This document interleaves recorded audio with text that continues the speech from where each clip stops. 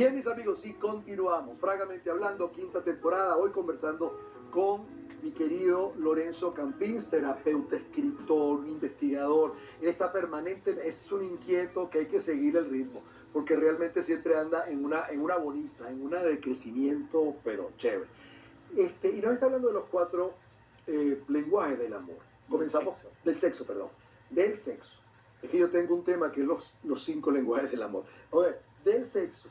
Y estamos hablando del vinculante y habíamos hablado que son esos espacios comunes, esas cosas que nos acercan, esas cosas que disfrutamos juntos, ¿sí? Ok. Y habla de que cada uno tiene que responsabilizarse por ese bienestar para poder entonces acercarse al otro. Porque cuando hablamos de vitalidad, de entusiasmo y de bienestar, eso es algo que no te da la otra persona, Claro. sino que tú lo cultivas. Correcto. Y lo fomentas y lo resguardas. Entonces, haciendo todas estas cosas, estas actividades, estos espacios comunes, yo me mantengo vinculado, por eso se llama vinculante, y me mantengo cercano. Claro. Es decir, preservo la intimidad emocional más allá de la fisicalidad. Mira tú. Pasamos entonces al segundo lenguaje, que sería el lenguaje sensual. Aquí se trata de las personas, y no distingo géneros, que disfrutan la estimulación sensorial. Que cuando... Perdón, pero en el lenguaje vinculante es que me quedé con algo que no quiero dejarlo pasar.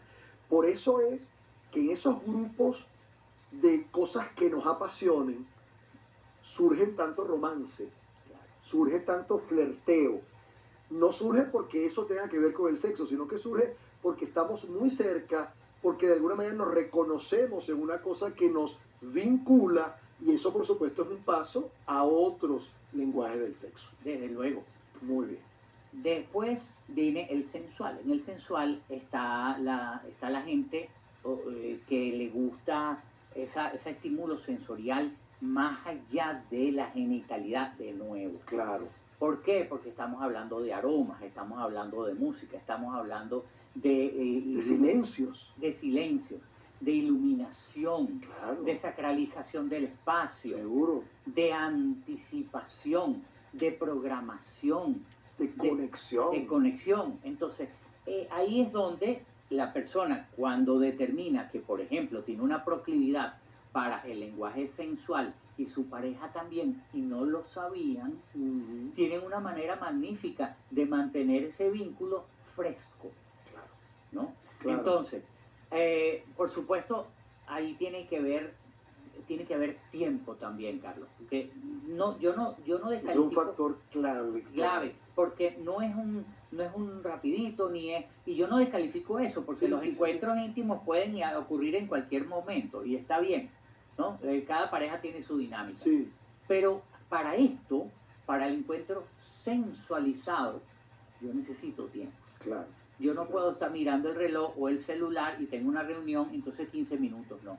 Aquí es el momento, el espacio acordado, preparado, sacralizado.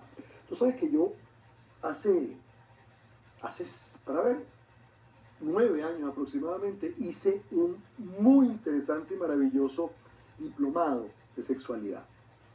Y la médico que nos estaba dando el diplomado fue maravilloso porque además que nos hizo despertar unas cantidades de cosas pero inimaginables. Pero además había una cosa muy clara que me determinó que nosotros no tenemos idea de lo que es el acto sexual. Porque una mujer necesita, eso está totalmente especificado, entre 15 y 21 minutos para despertar en totalidad sus espacios erógenos. Fíjate tú. Y el hombre, por lo menos entre 12 y 15 minutos. Bueno, ya a esa altura estamos ya viendo el partido, ¿sabes? Ya a esa altura ya estamos viendo la televisión y ya ahí se terminó todo. Cuando la gente está preparándose. Por eso me parece el factor del tiempo, sobre todo en ese lenguaje del amor, es muy importante. Porque el juego previo en el lenguaje sensual no empieza 5 minutos antes. Claro. El juego previo empieza cuando tú acuerdas el encuentro. Okay, claro. Que puede ser una semana antes. Claro.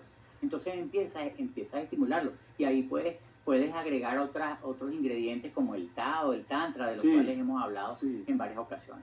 Entonces, pasamos al tercer lenguaje, que es el más básico, pero también tiene su espacio, Claro. que es el lenguaje biológico. Aquí sí estamos hablando de genitalidad. Okay. Aquí sí estamos hablando de voy al grano, de desnudez, de enfoque, etc. Me resulta mucho más frecuente la proclividad de este lenguaje en el género masculino, Claro. cuando hacen el test. Claro. Y me parece absolutamente lógico y normal, Claro. porque lo que tú estás diciendo es que el hombre se estimula más rápidamente, la mujer más gradualmente. Correcto. Entonces, claro, muy poca, solamente he tenido una mujer que ha salido predominante en el lenguaje biológico. Por eso te digo, hay de todo en la vida. Hay de todo, claro. Entonces, está bien.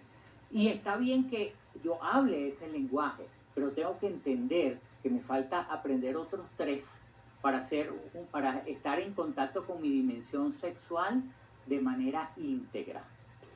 Porque fíjate, los que se quedan en ese lenguaje biológico, ese lenguaje sexual biológico, son los que andan picoteando en todas partes. Correcto. Y por supuesto todo lo demás no solo lo rechazan, sino que apenas incita cualquier posibilidad de un lenguaje vinculante o de un lenguaje sensual, se van. Así es. Sí. Así es. Ese es el que menos explicación requiere, porque Claro. es el más obvio. Claro. El cuarto lenguaje viene siendo el exploratorio. Y en el lenguaje exploratorio hay un amplio menú de opciones. Que ya las vamos a hablar luego de esta pausa. Estamos hablando de los 4 lenguajes del sexo, tema fundamental para la vida, para que usted vea por dónde va usted, qué tipo, es decir, en dónde se va encuadrando, cuánto porcentaje le pondría a cada uno, para que los reconozca, para que los vea, para que además descubra qué le gusta, para que empiece a usted ser un buen amante consigo primero, que es importante. Antes de ser con otro, uno tiene que ser buen amante con uno. Vamos a la pausa, regresamos enseguida. Lorenzo Campins, los 4 lenguajes del sexo, Fragamente Hablando, 5ª temporada.